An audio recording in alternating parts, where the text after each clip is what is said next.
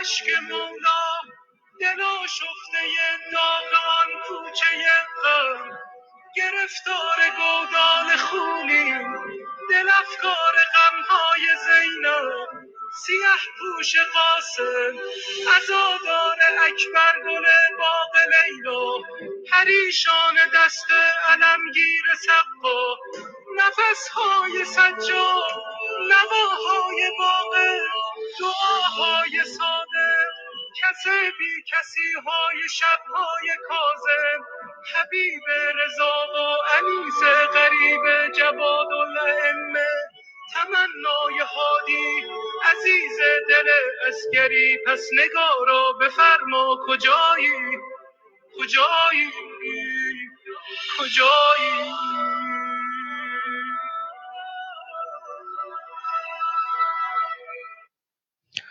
السلام علیکم ورحمۃ اللہ وبرکاتہ۔ امام زمان علیہ الصلوۃ والسلام کی ولادت کی شب میں آپ کے سامنے انتظار امام علیہ الصلوۃ والسلام کے حوالے سے گفتگو کرنے کی خاطر حاضر ہوں۔ میرا یہ ماننا ہے کہ ہمارا ہر دفعہ الاجل کہنا،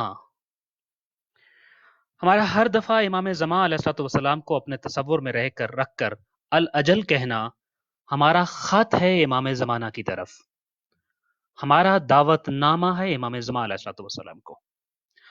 اللہم اجل لولیک الفرج، دعا کا یہ جملہ گویا خدا سے یہ کہنا ہے کہ خدایا میں نے گھر سجا لیا ہے، تیاری کر لی ہے میں نے، اب تو بھیج دے میرے وقت کے امام کو۔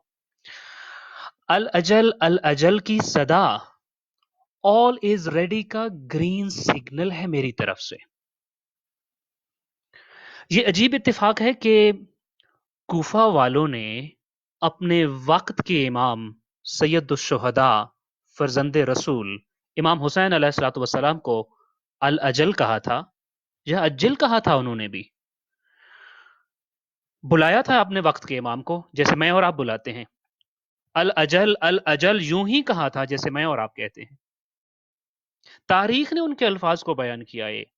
ایک خط جو کہ شبس ابن ربعی، حجار ابن ابجر، یزید ابن حارث، یزید ابن رویم، عزرہ ابن قیس اور عمرو ابن حجاج زبیدی وغیرہ نے جو لکھا، اس کے آخری الفاظ اگر تاریخ میں آپ دیکھیں تو وہ یہی ہیں۔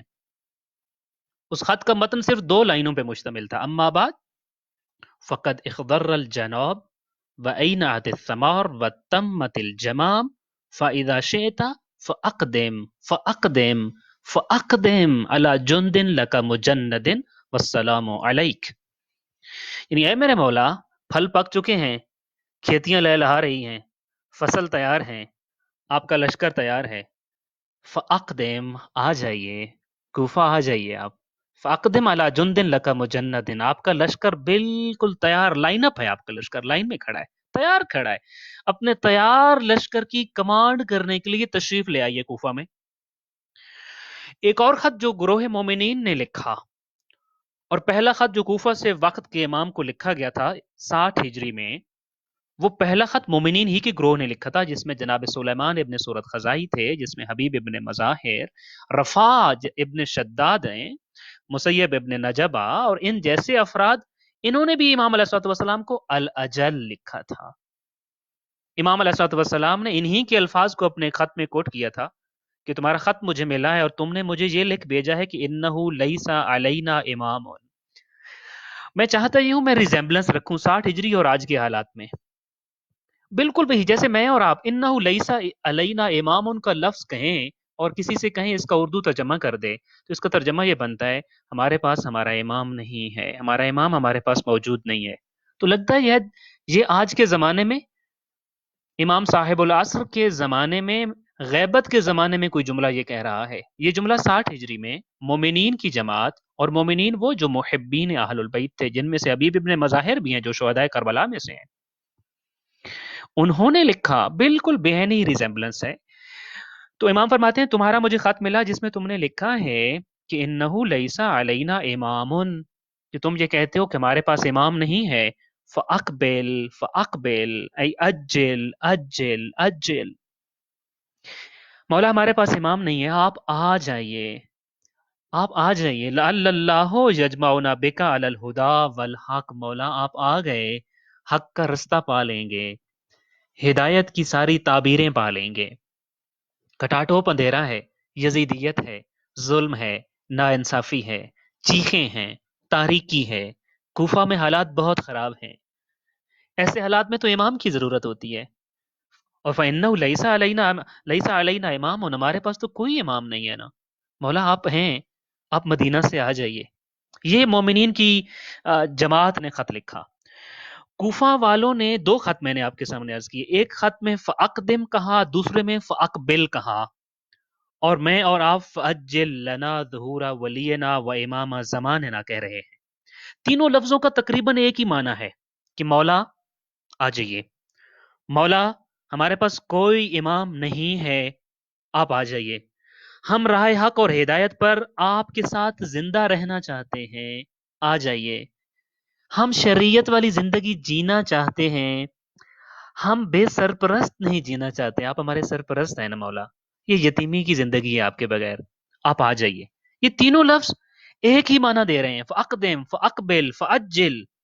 اچھا غور کریں، کہیں میں اور آپ آج کی رات اپنے عریضے میں، اپنی عرضی میں، اپنی دعا میں اور اپنی مناجات میں الاجل لکھ رہے ہوں یا کہہ رہے ہوں، مگر کہیں تیاری کوفہ والی نہ ہو؟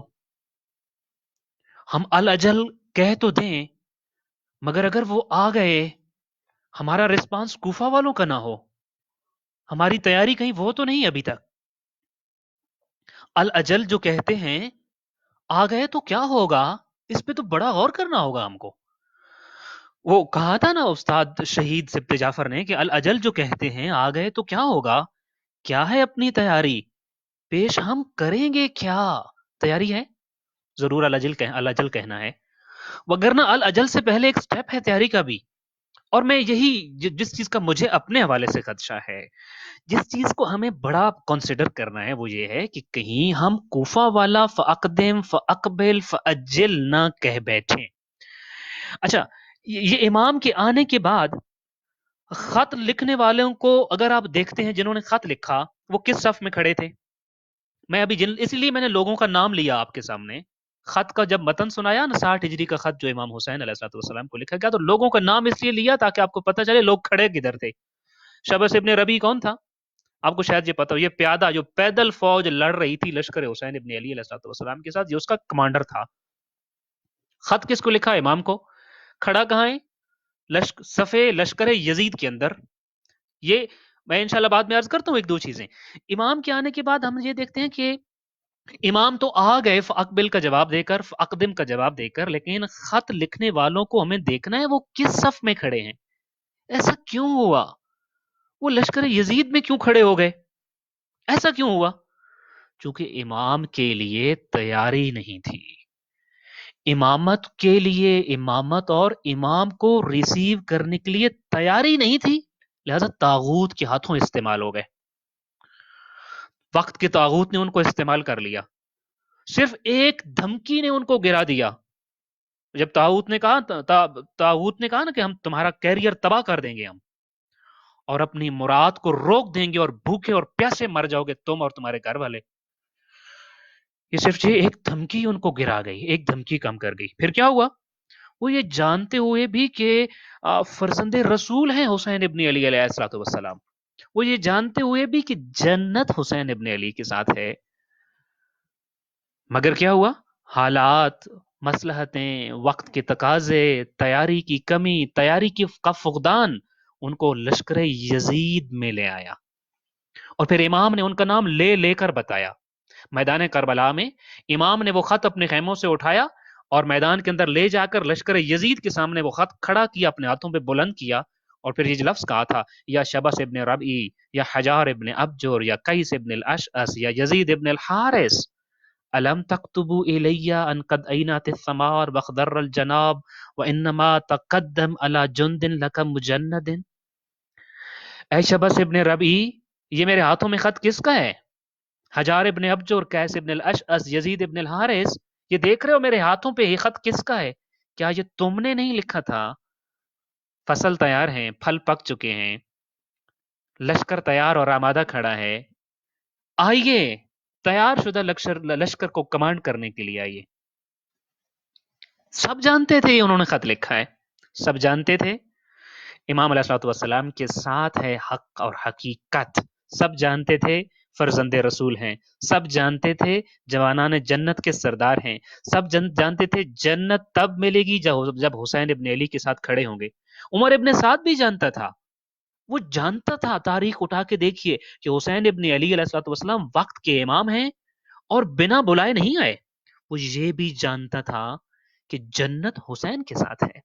मगर डॉक्टर अली शरीयती ने यही लिखा है, वो कहते हैं मुझे सबसे बड़ा डर ये है कि हम में से कोई यजीद जैसी हुकूमत तो ताकत नहीं रख सकता और ना ही कोई आज के जमाने में हम में से कोई यजीद होना अफोर्ड कर सकता है। मुझ में, मेरे दोस्तों में और हम में से किसी में ना ही हुसैन इब्न अली जैसी जुर्रत और सरफरोशी है। लिहाजा ना हम यजीद हो सकते हैं, ना कोई हुसैन इब्न अली जैसा होने का दावा कर सकता है। मगर डॉक्टर अली शरीयती कहते हैं कि हम में कहीं ना कहीं उमर इब्न साद, शबस इब्न रबई, हजार इब्न अब्जुर पोशीदा और छुपा हुआ है, हिडन है हमारे अंदर, जिनकी ना सिर्फ तैयारी नहीं थी बल्कि वो चापलूस भी थे, मौका परस्त भी थे, मसलहतों का शिकार भी थे और डरपोक भी थे। लिहाजा डॉक्टर अल शरीयती कहते हैं मैं उमर इब्न साद होने से डरता हूं, कहीं मैं वक्त का उमर इब्न साद तो नहीं हूं कि अल अजल कह दूं, वक्त का इमाम आ जाए, सारी जान खुसूसियात जान कर भी इमाम की सफ में ना जा पाऊं।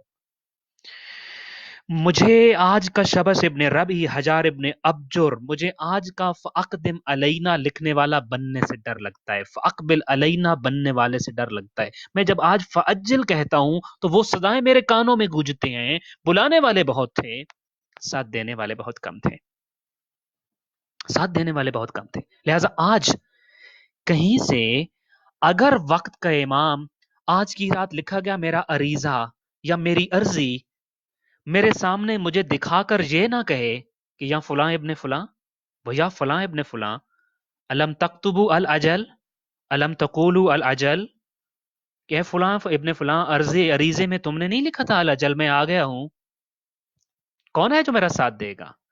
अलम तकूलु अल अजल, क्या तुमने नहीं कहा था अल अजल, मैं आ गया हूं, कौन है जो मेरा साथ देगा? फलसफा इंतजार क्या है? मैं इस कंपैरिजन में एक पैगाम अपने आप को और अपने तमाम सामीन और नाजरीन को देना चाहता हूं। एक इंतजार वो है जो कूफा वालों ने किया, एक तैयारी वो है जो कूफा वालों ने की। वो तैयारी और वो फलसफा इंतजार इंसान को बदबख्ती के गड्ढे में गिरा देता है। वो फलसफा इंतजार और वो तैयारी तो ऐसी है कि इंसान रहती दुनिया तक निशान इबरत बन जाता है। फलसफा इंतजार होना क्या और क्या है? मेरे नबी ने फरमाया था अफदलो आमाल उम्मती इंतजार फरजिल्लाह अज़्ज़ा वजल। कूफे में बैठकर इमाम हुसैन अलैहिस्सलाम का 60 हिजरी में इंतजार करना सवाब होगा, बट मेरा और आपका रसूल कह रहे हैं उतना सवाब नहीं होगा जितना आज 1400 साल बाद इमाम साहिबुल असर व ज़मान अजलल्लाहु ताला फरजहु शरीफ का इंतजार करना है। आपने फरमाया मेरी उम्मत का सबसे बड़ा अमल, मेरी उम्मत के आमाल जब क़यामत के दिन उनका वजन होगा, सो अफजल आमाल उम्मती, मेरी उम्मत का सबसे अफजल, सबसे भारी, सबसे बड़ा अमल इंतजार फरजिल्लाह अज़्ज़ा वजल, इमाम महदी अलैहिस्सलाम का इंतजार है, इमाम का इंतजार है। डिक्शनरी में इंतजार क्या है? हम जब लुगत में देखते हैं, डिक्शनरी में देखते हैं कि रसूल अकरम सल्लल्लाहु अलैहि वसल्लम ने फरमा दिया कि इंतजार करना, याद रखिए एक कॉन्सेप्ट हमारे यहाँ ये पाया जाता है कि इंतजार ये है, हम ये कहें कि नबी करीम सल्लल्लाहु अलैहि वसल्लम के 12 खुलफा और 12 अइम्मा थे, उनके बाद 12वें इमाम फलां सन को पैदा हुए और आज पर्दा गैबत में हैं, ये फलसफा इंतजार है। कुछ लोगों को ये जो है वो गलत फहमी हो गई है कि ये फलसफा इंतजार है, लिहाजा हम मुंतजरीन में से हैं, जो कि हम मानते हैं कि इमाम मुतवल्लिद हो चुके, इमाम नस्ल रसूल से हैं, इमाम में फलां सारी खुसूसियात पाई जाती हैं जो मेरे नबी बता कर गए थे और इमाम पर्दा गैबत में भी हैं, चूंकि मैं इसको मानता हूं लिहाजा मुंतजरीन में से हूं। नहीं, फलसफा इंतजार ये नहीं है। लुगत में और डिक्शनरी में इंतजार ये है कि किसी भी चीज का जब आप इंतजार करते हैं तो आपके रास्ते पर निगाहें हो, आपकी नजर राह पर हो, और अगले चंद लम्हों में या मुस्तकबिल में एक अच्छी चीज की, एक बेहतर सूरत हाल की उम्मीद जहन में हो। यानी दो चीजों के साथ ताल्लुक है। निगाह आगे आगे रास्ते पे है क्योंकि आप इंतजार कर रहे हैं किसी का, मगर जहन में आने वाले अगले चंद लम्हों में जो ही आपका इंतजार मुकम्मल होगा और आपको वो चीज मिलेगी तो आपके जहन में एक अच्छी चीज की उम्मीद और एक बेहतर सूरत हाल की उम्मीद है। लिहाजा इंतजार में दो जमाने हैं, एक मौजूदा जमाना जिसमें आप सोच रहे हैं और एक आने वाला जमाना। इंतजार तभी होता है ना जब अगला वक्त, अगला लम्हा खुशी और सुकून लेकर आ रहा हो। मौजूदा जमाने से ज्यादा खुशी, मौजूदा जमाने से ज्यादा सुकून अगले उस लम्हे में होता है जिसमें हमारा इंतजार पूरा हो रहा होता है, तभी हमें इंतजार होता है। अगर खुशी वो ना हो, अगर कोई ज्यादा बड़ी चीज ना मिलनी हो तो कोई इंतजार करेगा भला क्यों? फिर तो इंतजार होता ही नहीं है, फिर तो चीज सडनली मिल जाती है। इंतजार तभी है, इंतजार से दो चीजें रिलेटेड है। इंतजार जब आप कहते हैं ना इंतजार है तो इसका मतलब है कि एक चीज है जो जमाना हाल में है and that is waiting for future, और फ्यूचर का इसलिए इंतजार कर रही है कि कुछ बड़ा होने वाला है, कुछ बड़ी खुशी, कुछ बड़ी उम्मीद, कुछ बड़ी खबर, कुछ बहुत अच्छा होने को है। लिहाजा इंतजार क्या है? इंतजार ये है क्या कि इंसान पर नींद तारी हो जाए। इंतजार इंसान पर नींद तारी करता है या बीदार करता है, बेताब करता है, तड़पाता है। इंतजार की क्वालिटी हमें देखनी है। इंतजार की क्वालिटी क्या है? सुला देना, मुतमईन रखना। अच्छा, इंतजार इंसान को सुस्त करता है या उसमें तहर्रुक पैदा कर देता है?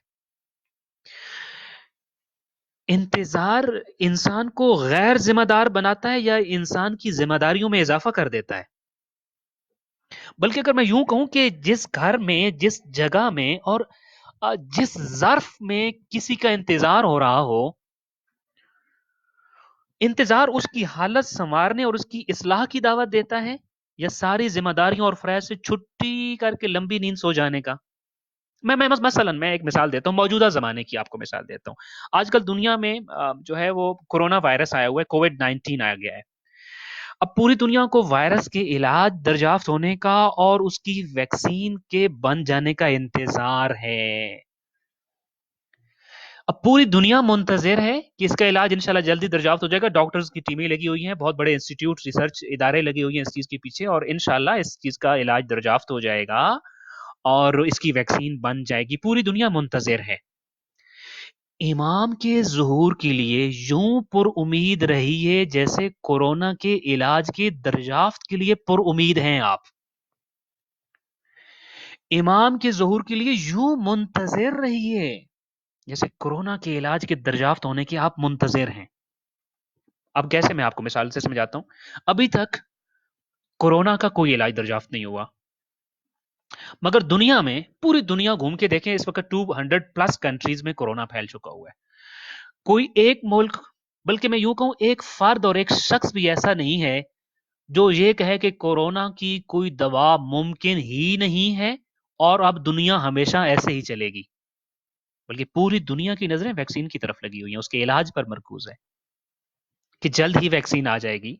पूरी दुनिया इंतजार में है कि इंशाल्लाह इलाज दरियाफ्त हो जाएगा, ये घुटन खत्म हो जाएगी, ये मुश्किल वक्त खत्म हो जाएगा, रौनकें बहाल हो जाएंगी दुनिया की, स्याह बादल छट जाएंगे, अच्छा दौर वापस आ जाएगा। पूरी दुनिया मुंतजिर है। डॉक्टर्स, इदारे सारे उस वैक्सीन और उस इलाज के लिए कोशिश कर रहे हैं, तगोदय कर रहे हैं। अब जब पूरी दुनिया इस इंतजार में है कि जल्द वैक्सीन आएगी, इसका इलाज दरियाफ्त होगा, ये मुश्किल दौर खत्म होगा, दुनिया की रौनकें बहाल होंगी, दुनिया खुलना शुरू हो जाएगी, ये स्याह बादल और ये जो लॉकडाउन है ये खत्म हो जाएगा, अच्छा दौर वापस आ जाएगा। अब दुनिया जब मुंतजिर है कोरोना के इलाज के लिए, तो क्या सब कुछ खुदा पर और डॉक्टर्स पर छोड़ दिया है, या अपने हिस्से का काम भी कर रही है दुनिया?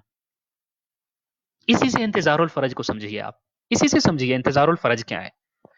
इस साल का नीमा शाबान आपको प्रैक्टिकली समझा रहा है कि किसी चीज का अमली इंतजार और मुस्बत इंतजार होता क्या है। कोरोना में जब आप अपने घर में बैठकर, पूरी दुनिया अपने घर में बैठकर मेडिकल इंस्टीट्यूट्स की तरफ, इदारों की तरफ, डॉक्टर्स की तरफ, प्रोफेसर्स की तरफ देख रही है कि वो कोरोना के इलाज की कोशिशें कर रहे हैं, اور جو صحت کا عالمی ادارہ ہے اس کی طرف اور مختلف اداروں کی طرف دیکھ رہی ہے، تو اپنے حصے کا کوئی کام بھی کر رہے ہیں؟ بالکل مثبت انتظار ہو رہا ہے، پوری دنیا عملی انتظار کر رہی ہے۔ جب یہ سارا انتظار ہو رہا ہوتا ہے کہ علاج دریافت ہو رہا ہے، تو ساتھ میں ان کو یہ بھی بتایا جا رہا ہے اور دنیا عملاً یہ بھی کر رہی ہے کہ علاج تو کوششیں لگی ہوئی ہیں، ٹیمز لگی ہوئی ہیں، بٹ اس کے ساتھ ساتھ آپ نے کیا کرنا ہے؟ اپنے حصے کی احتیاط آپ خود کیجئے، اپنے حصے کی کوشش آپ اپنے گھر پہ خود کیجئے کہ اپنے آپ کو اس چیز سے بچائیں۔ اپنی حد تک اس وائرس کو آنے سے خود پر خود کنٹرول کیجئے کہ وہ وائرس آپ تک نہ آ جائے، اپنی آپ کو اپنی حد تک خود بچانا ہے، اپنی ذات کو خود سیف گارڈ کرنا ہے۔ یعنی انتظار، نظریں ان انسٹیٹیوٹس پر، ان اداروں پر، ان لوگوں پر جو علاج دریافت کر رہے ہیں، انتظار اس علاج کا، نظریں ان لوگوں کے اوپر، مگر عملی طور پر خود بھی کام میں مصروف ہیں۔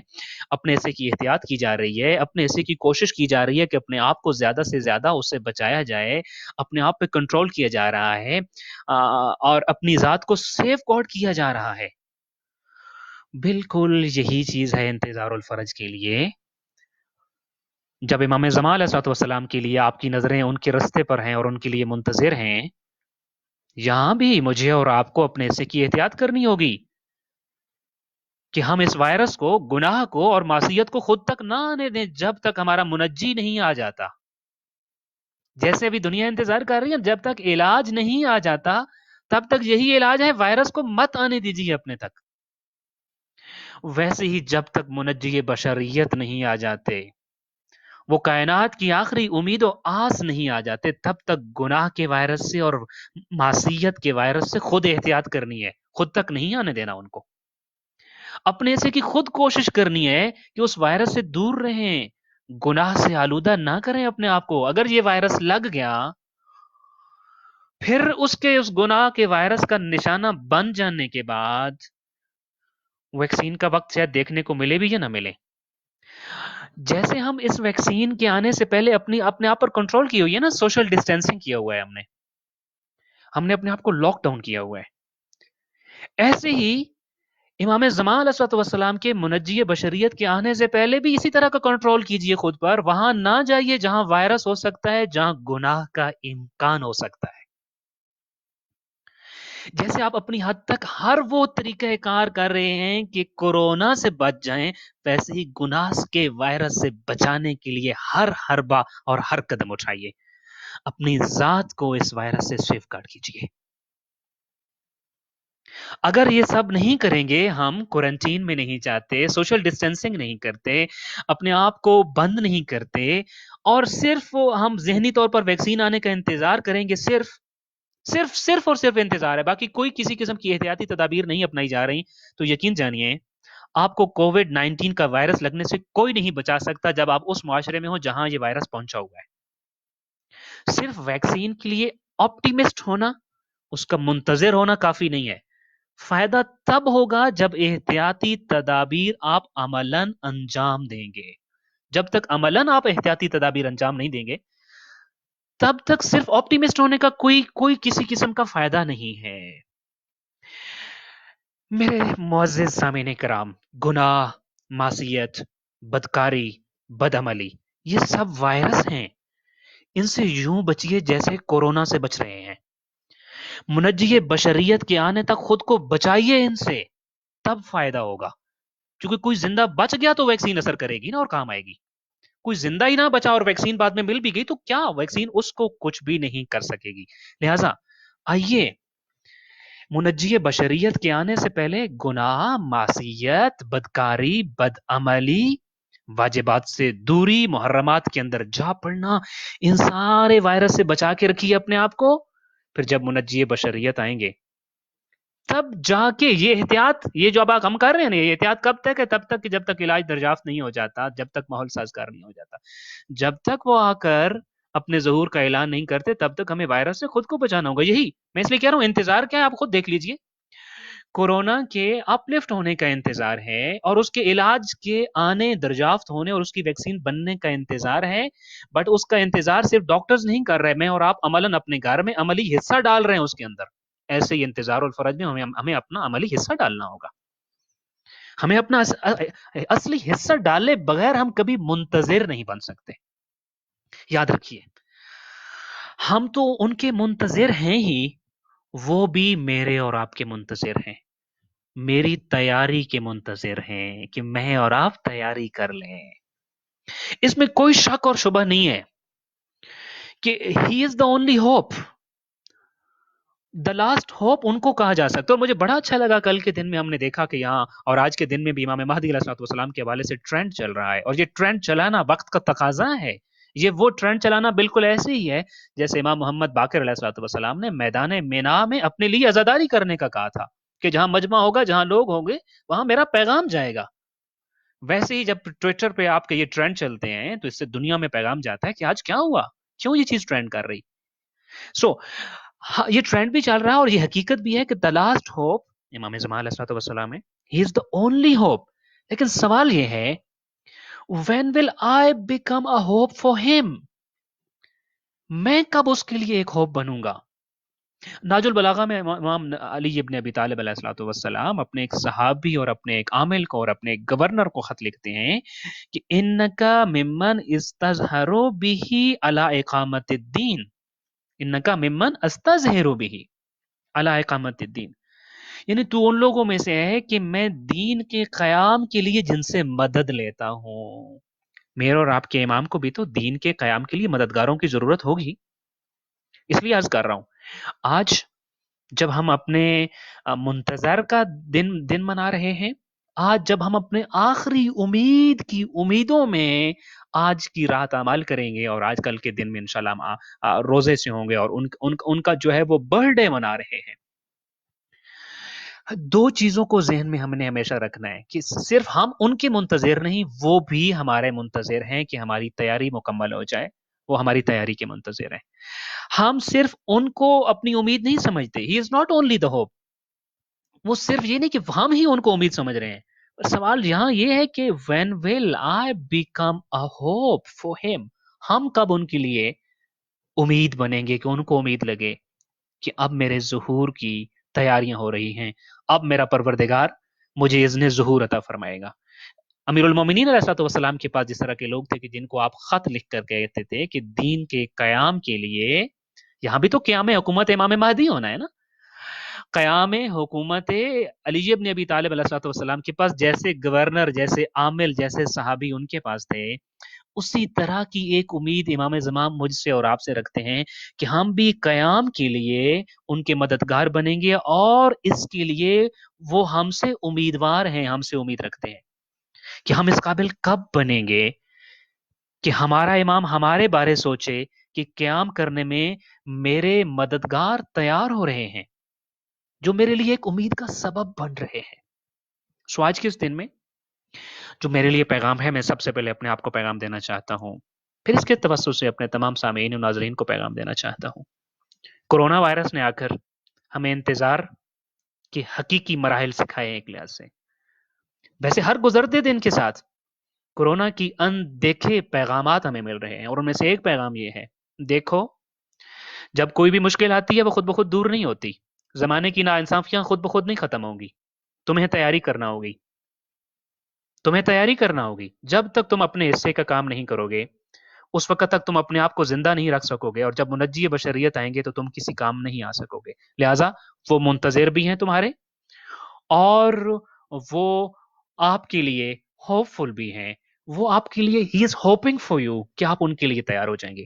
لہٰذا تیار ہو جائیے اور اس چیز کو سمجھ لیجئے کہ جب تک ہم وائرس کو کنٹرول نہیں کریں گے، گناہ، معصیت، تب تک ہم اپنے امام علیہ الصلوۃ والسلام کا قرب نہیں پا سکیں گے. دعائیں خالق کائنات ہماری گنہگار آنکھوں کو ان کی بامعرفت زیارت عطا فرمائے، اور ہمیں اپنے امام کے آوان و انصار میں سے شمار فرمائے، اور ہمیں اپنے وقت کا ساتھ دینے والوں میں سے شمار فرمائے.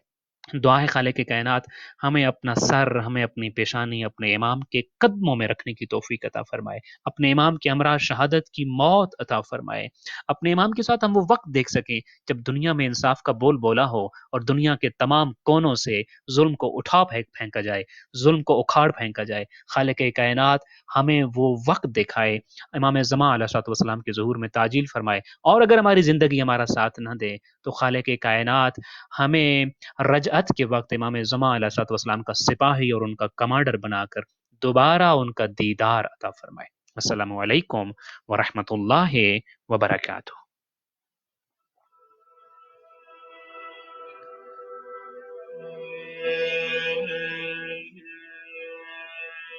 دلم جز هوایت هوایی ندارد، لبم غیر نامت نوایی ندارد. وضو و اذان و نماز و قنوتم بدون ولایت بهایی ندارد. دلی که نشد خانه یاس نرگس خراب است و ویران صفایی ندارد.